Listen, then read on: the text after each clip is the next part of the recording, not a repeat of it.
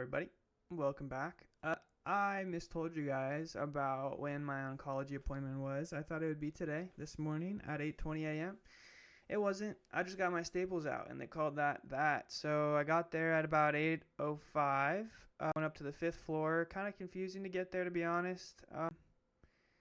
And they gave me a rundown. They took my vitals. I lost 12 pounds, by the way. I can't believe I lost 12 pounds. I'm 157.9 pounds, and typically I'm around 165, 170. So to lose 12 pounds is a little bit wild. Don't really know why that happened or why my body responded that way.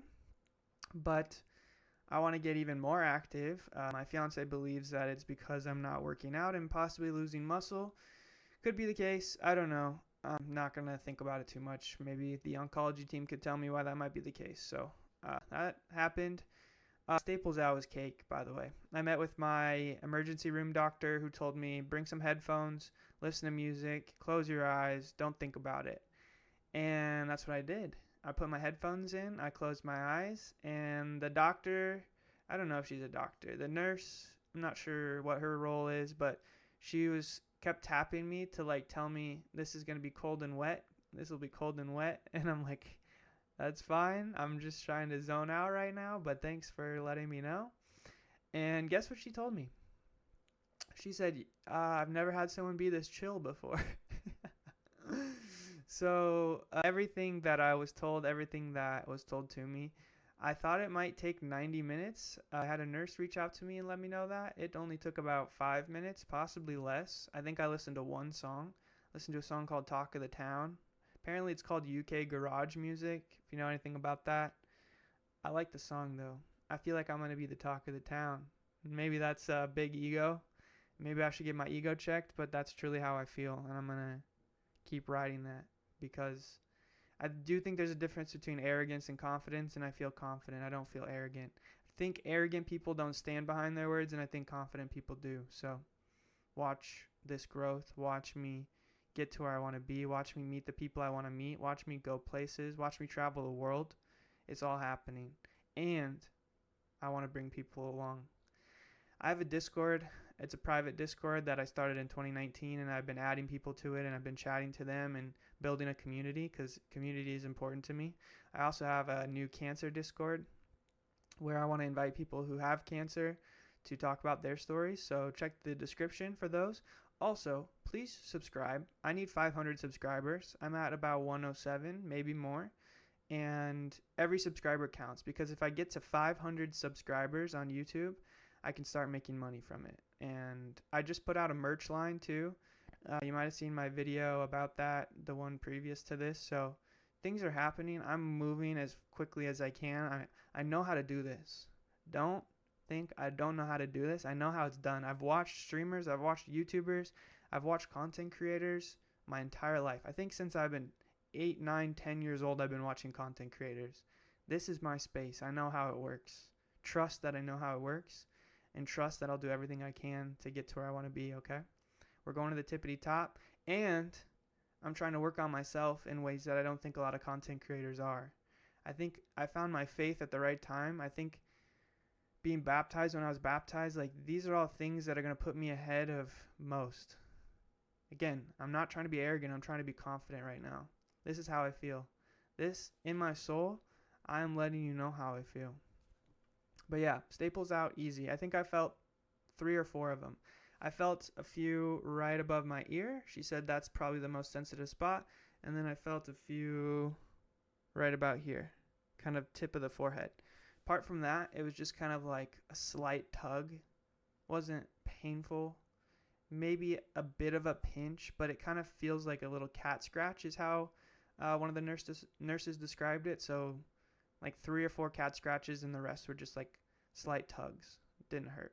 Nothing was painful, really. So all good. I wish I could tell you what my oncology team has told me. I wish I had talked to them already, but I haven't. I can give you a close-up. If you don't want to see a close-up of my scar, just like skip forward like 20 seconds, okay? I won't make it last longer than 20 seconds, but here we go. There's a lot of dead skin. I took a shower, but it's still there. Okay, enough of that. I don't want anybody who doesn't like scars to see all that nonsense. I don't like scars.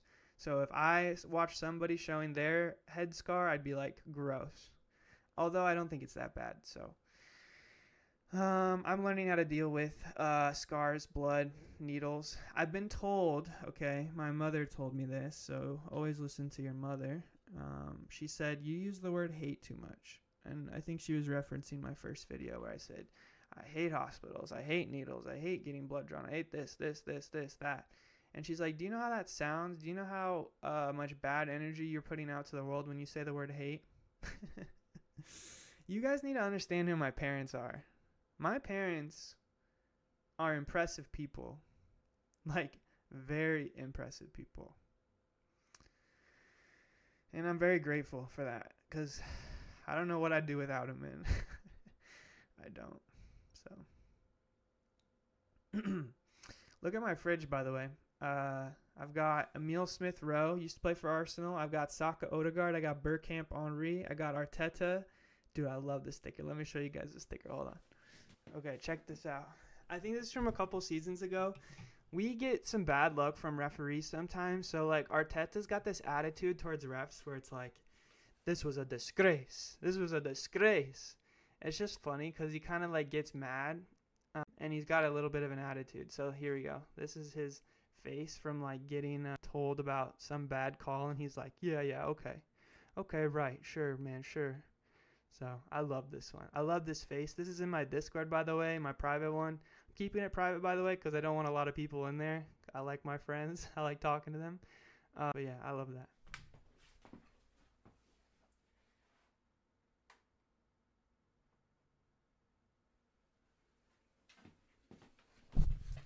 Okay, what else do we have? We've got chess.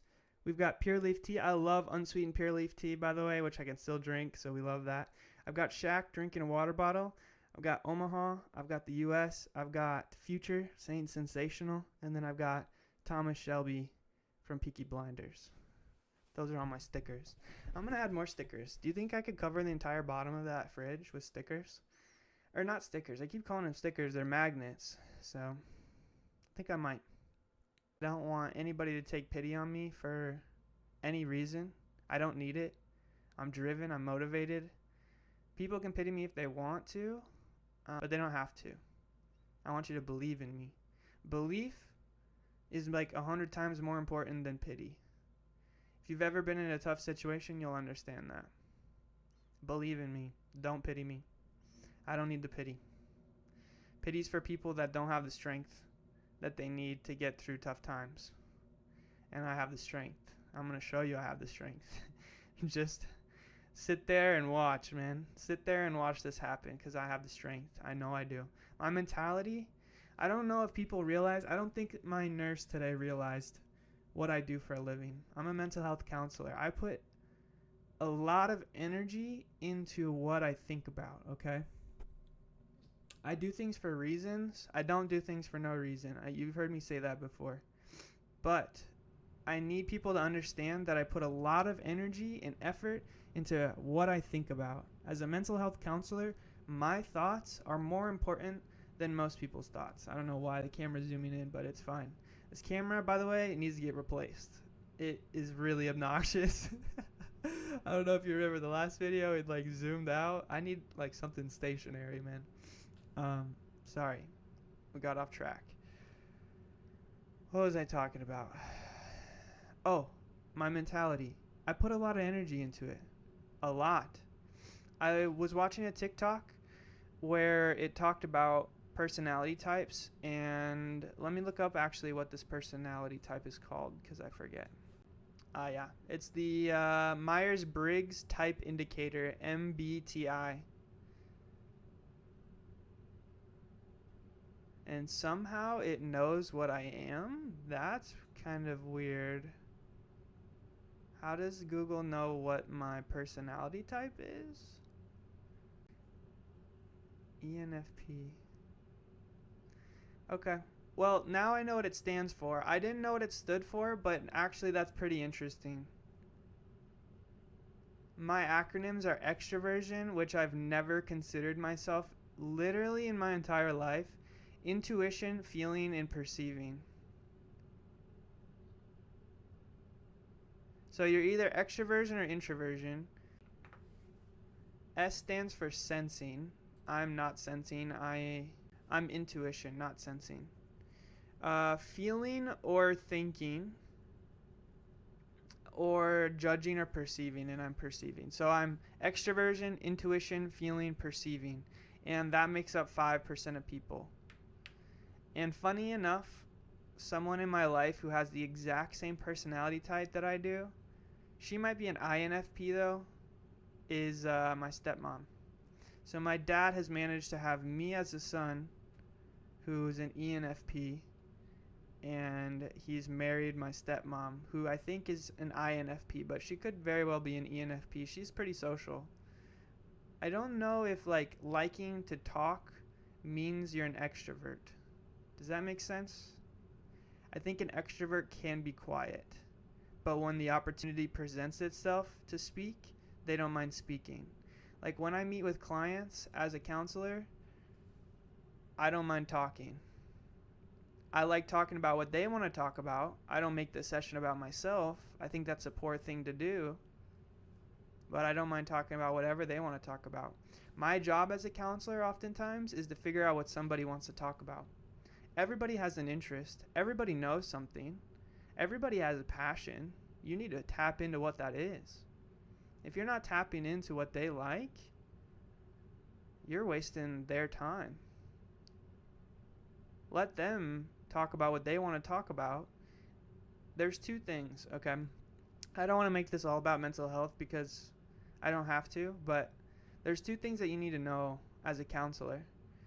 You need to know that you need to build rapport with somebody, and you need them to buy in. If you don't build rapport, you're not going anywhere. If you don't have them buy in, you're also not going anywhere. You will not see success unless you have those two things. And two things is not a lot. I think I'm good at getting people to buy in. I'm not perfect at it, especially with kids. Middle schoolers and younger, I don't always get the buy-in. Maybe I'm built towards counseling adults. I actually think I find those sessions more meaningful because I like deep conversations. I like talking about deep things, things that most people don't like talking about. I don't mind talking about death. I don't mind talking about faith. I don't mind talking about anxiety. I don't mind talking about panic attacks. I don't mind talking about suicide. These are things that drive me. These are things that fuel me towards what I do for a living. Why would I not want to talk about those things? That's where some of the best sessions come from, is being driven to talk about hard things. That is counseling, man. That's good counseling. It's talking about hard things, even if you don't always want to. Sometimes you'll have a client say something that catches you very off guard, and you're like, I never thought I'd hear you say those words, but I'm glad you did. I'm glad you told me about these thoughts that you had when you were younger, and how trapped you felt, and how you thought that was your only solution. Sometimes hearing that means a lot. And in order for someone to tell you that, they need to trust you. They need to trust you that you're going to respond well, and you're going to know how to take that information in. And I've only been counseling for less than a year full time. I started my practicum in spring of 2024, so I've been doing this, but not full time for a year yet. It hasn't been a year. I make progress quickly in things that I care about. I care about this stuff a lot, if you haven't been able to tell. So I'm going to teach you about cancer. I'm going to teach you about mental health. I'm going to teach you about mentality, because I think those three things I've got going for me. So lock in, boys and girls. I got to stop saying boys so much. When I watch myself back and I say lock in, boys, it kind of is like, it's not just boys anymore. I'm used to streaming on Twitch where I get 99% male viewers. So bear with me. I'm learning. I'm improving every single day. I just got to, adjust the vocabulary a bit. But it'll happen. If you can't tell, I like to learn. I like to change. I like to grow. Every single day I'm learning. I'm trying to one other thing, sorry. I told you guys I'm in the 5% of personality types. And when I was listening to that, he said something very, very, very interesting. And I've been thinking about it a lot because I'm like, oh, is that how people viewed me? Did people think I was amoral, unethical? I don't want to be amoral, unethical. And I think I'm trying not to be. But I could see why people might think that I am. Or in some ways might think that I am. I mean, I'm a young male. I think young males are just viewed in that way. There's kind of like an anti-male feeling in the world. It's kind of like, oh, screw all men. They don't know anything. They don't know what they're talking about. They're just animals. Yeah, that's just wrong. Don't view males that way. There's a bit of a loneliness epidemic, and I've seen it firsthand in my Discord where people are trying to meet partners and build a life with people, and it's hard. It's really hard. I'm very grateful that I've been able to do that, and I think there's a lot of reasons for that. I think my career field actually helped. Meeting my fiance at a mental health clinic certainly helped. There is a loneliness epidemic, and males get a bad rap for it. The ratios on dating apps, by the way, are actually ridiculous. So ridiculous. I don't know the statistics. Let me look it up. I'm capable of looking it up. Statistics show a significant gender imbalance on dating apps, with men heavily outnumbering women, often 2 to 1 or more, leading to different experiences. Men swipe right more often and get fewer matches, while women receive far more likes but are much more selective, creating a skewed dynamic where women are overwhelmed with options and men often feel overlooked, with men also paying more for premium features. How sad is that, man? If you right now don't have a partner and you're looking for one, don't lose faith. Losing faith is one of the worst things you can do. Trust me. This is going to sound mean, and I'm sorry, but this is how I feel. I feel like Reddit is a place where there's a lot of people in this world who are unhappy. Trust me, I've gotten mean comments. I think the first reply I got on Reddit was mean about my first video because I said the word hate too much, or I said I didn't like the medical field, or whatever it was. I don't take those things serious, and I think you should know that because I've been on Twitch for 6 years of my life and it shaped me. I can like look at those things, I can post about them, and I can kind of laugh at them because I don't need to care about it. You learn in time, you don't need to care about hate. Caring about hate is a bad thing to do. If you trust in everybody's word about how they feel about you, what they think about you, don't do that.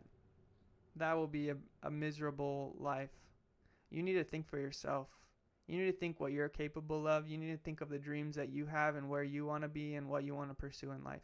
Because if you don't, that's a life of regret. Nobody should live with regret. You should all live to try and fulfill your dreams. That's what I'm doing. That's what I was driven to do. If you watched my second video, you'll know that. Living with purpose is worth it. Everybody should live with purpose. My friend, I'm starting a podcast, by the way, tomorrow morning. I have my second chair, by the way. I used to have a different chair, and I bought this one. And I sat it outside, and we were just like, if anybody takes it, great. And I think it sat outside for nearly a week, and nobody took it. And then I talked to my friend about starting a podcast at breakfast, and I'm like, let me just get that chair back in here. It's a great chair, man. I don't know why anybody wouldn't take it, but I'll take it back because we need it. Anyways, this friend of mine, his name's Will.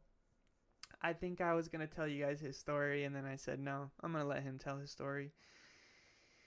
He had brain cancer, and his tumor was, you thought 4 in 100,000 was bad? Try 1 in 5 million.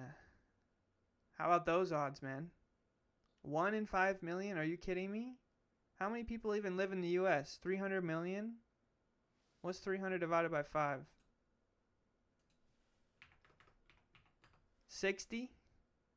Maybe 60 people have had this tumor in the US. Maybe. And another crazy story. Sorry about all the crazy stories. We went to the same grade school. We went to the same middle school. We went to the same high school. We went to the same college. Me, him, and one other friend who's going to be a groomsman at my wedding. Us three all went to the same 4 schools together. We've been traveling this life together from day one. From kindergarten to graduating college, we were riding alongside one another. Maybe not directly, but indirectly, we were there. Especially in high school, I was very close to my friend who's going to be a groomsman of mine. But how crazy is that, man? 2 out of the 3 of us get brain tumors.